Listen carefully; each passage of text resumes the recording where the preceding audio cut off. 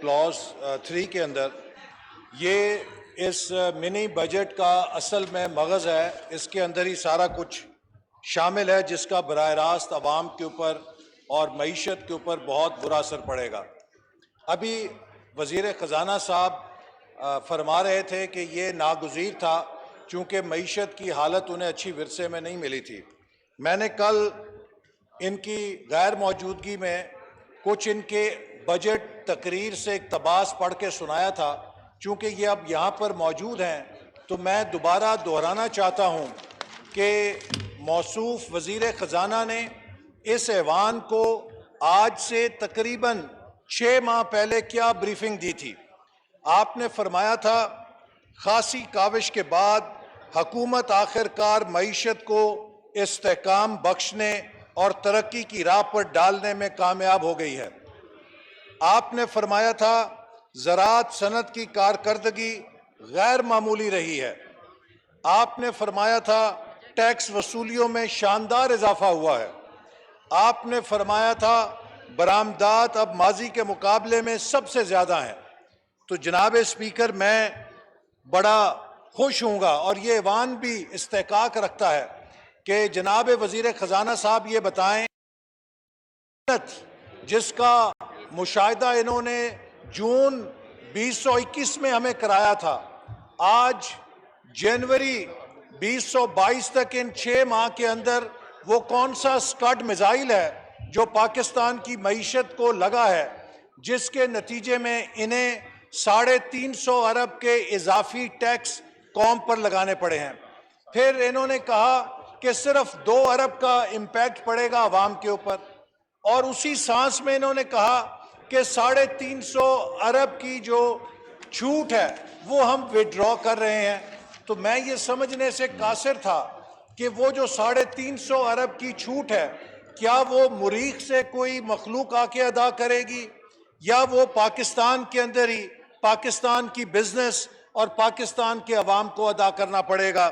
जनाब स्पीकर, हमारे वज़ीर ख़जाना ने जब तक मनसब नहीं संभाला था तो इनका और हमारा प्रोग्नोसिस बिल्कुल एक ही पेज के ऊपर था।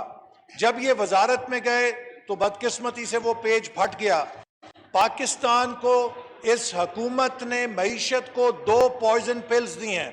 आज जहां हम खड़े हैं उसकी जिम्मेदारी उन 2 पॉइजन पिल्स के ऊपर है जो इस हुकूमत ने दी हैं। एक मैसिव डिवैल्यूएशन, बगैर सोचे समझे डिवैल्यूएशन, और दूसरे नंबर पे पॉलिसी रेट को 13.25% पे लेके जाना। इन 2 इकदामात ने मुल्क में जहां एक तरफ बदतरीन अफरात ज़र पैदा किया, दूसरी तरफ बदतरीन कॉस्ट ऑफ बिजनेस को बढ़ा के इकॉनमी को स्लो डाउन किया, और तीसरी चीज जो इस हुकूमत ने की है वो विच हंटिंग की है। झूठे केस बनाए हैं सरकारी अफसरों के खिलाफ, अपने मुखालफों के खिलाफ, जिसका नतीजा ये है कि आज पाकिस्तान की इन्वेस्टमेंट क्लाइमेट जो है क्रैश कर चुकी है, जिसका नतीजा ये है कि किसी अफसर के पास कोई फैसला करने का इनिशिएटिव नहीं रहा है। आज हर जगह, मैं जनाब बात तो मुकम्मल कर लूं, आज हर जगह जो फैसला साजी है वो फ्रीज हो चुकी है। जनाबे वाला, इस तरमीम के अंदर जो हमने दी है इसमें स्मॉल एंड मीडियम एंटरप्राइज को हिट किया गया है। जो पाकिस्तान का छोटा सेक्टर है उसके लिए कॉस्ट ऑफ प्रोडक्शन बढ़ेगी, जिससे हमारे एसएमई सेक्टर जो छोटे बिजनेसेस हैं वो मुतासर होंगे। जनाब, एक्सपोर्ट प्रोसेसिंग जोन्स जो हैं उसके अंदर जब सामान जो सप्लाईज हैं उन पे ड्यूटियां लगेंगी।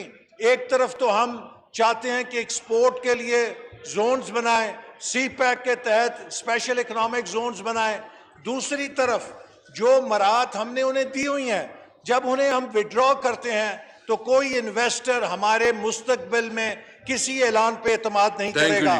फिर 2 मिनट दूसरे, फिर इन्होंने कहा कि जो फार्मूला मिल्क है और दूध के ऊपर शायद ये विड्रॉ कर रहे हैं, अगर वो कर रहे हैं तो बेहतर होगा, चूंकि ये भी एक ऐसी चीज है कि जो कौम के लिए नाकाबिले कबूल है।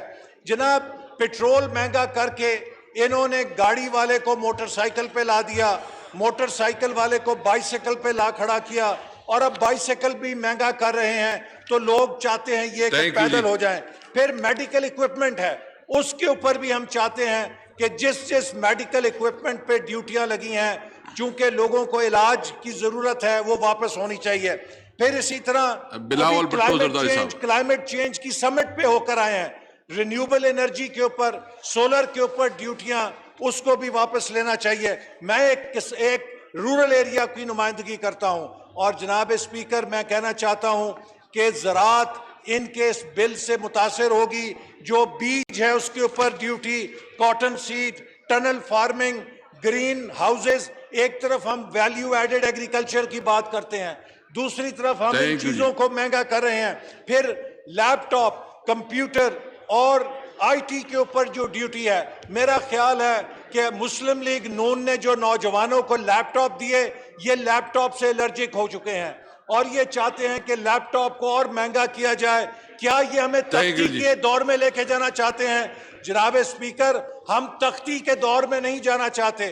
ہم ہر نوجوان کے ہاتھ ہیں, لیکن انہوں نے کمپیوٹرز اور لیپ ٹاپس کو تھینک یو جی, تھینک یو. ڈیوٹی بلاول آخر بھٹو میں. زرداری صاحب جی, بلاول بھٹو صاحب جی جی پلیز وائنڈ اپ کریں, وائنڈ اپ کریں.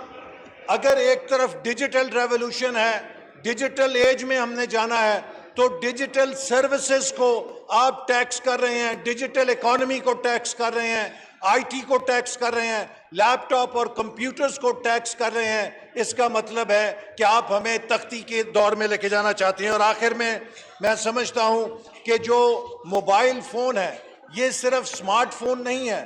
آج جو ایک غریب آدمی ہے, جو سائیکل کے پنکچر لگانے والا ہے, ایک ریڑھی والا ہے, ہر شخص موبائل فون استعمال کر رہا ہے. اور ہمارے اسکولوں میں کووڈ کے تحت جب امتحان یا اسکول نہیں لگتے, تو جتنی آن لائن ایجوکیشن ہے وہ بھی سب بلاول موبائل بھٹو فون. صاحب, بلاول بھٹو زرداری صاحب پلیز.